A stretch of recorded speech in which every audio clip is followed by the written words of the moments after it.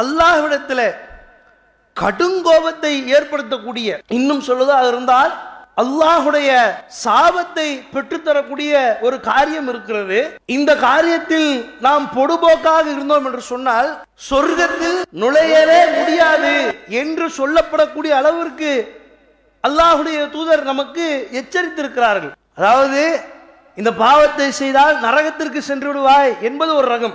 ஒரு தவறு செய்கிறார், இதை செஞ்சா நீ நரகத்துக்கு போயிருவ அப்படின்னா அதன் பிறகு அந்த தண்டனை அனுபவிச்சுட்டு அவர் மறுபடியும் சொர்க்கத்துக்கு வரக்கு வாய்ப்பு இருக்கிறது. சொர்க்கத்துக்கே வர முடியாது அப்படின்னு சொன்னா என்ன அர்த்தம்? நிரந்தரமா நரகத்தில் இருப்பாரு, சொர்க்கத்துடைய வாசல்கள் அவருக்கு அடைக்கப்பட்டு விடும் என்கிற அளவுக்கு எச்சரிக்கப்படக்கூடிய ஒரு செய்தி. அந்த செய்தியில நாம பொடுபோக்காக இருக்கும். என்ன அப்படின்னு சொன்னா நம்முடைய உறவுகளை பேணக்கூடிய விஷயத்துல மற்ற விஷயத்தை எல்லாம் சரி பண்ணணும் அப்படிங்கிற சிந்தனையாவது இருக்கிறது.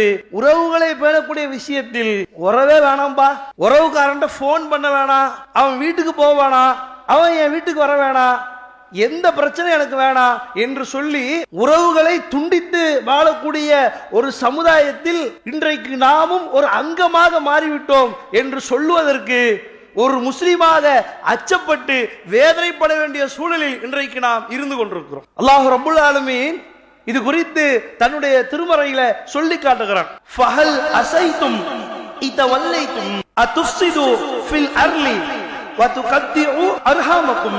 அல்லாஹ் சொல்லி காட்டுகிறான். எப்படி சொல்றான்னா, நீங்கள் புறக்கணித்து பூமியில் குழப்பம் ஏற்படுத்தியும் உங்கள் உறவுகளை முறிக்கவும் முயல்வீர்களா? அப்படி நீங்க செஞ்சீங்கன்னா, பூமியில குழப்பம் ஏற்படுத்தி அல்லாஹ்வை புறக்கணித்து உறவுகளை முறிக்க கூடிய காரியத்தை நீங்கள் செய்ய முற்படுவீர்கள் என்று சொன்னால் அல்லாஹ் எச்சரிக்கிறான். எப்படி தெரியுமா? உலாஇகல்லதீன லஅனஹுமுல்லாஹ், அல்லாஹ்வுடைய அந்த சாபம், அதை நீங்க என்ன செய்யுங்க, எதிர்பாருங்கள் என்று அல்லாஹ் ரப்புல் ஆலமீன் சொல்லி காட்டுகிறான். நீங்க உறவை முறிச்சீங்கன்னா உங்களுக்கு என்ன கிடைக்கும்? அல்லாஹ்வுடைய சாபம், மனிதனுடைய சாபம் அல்ல.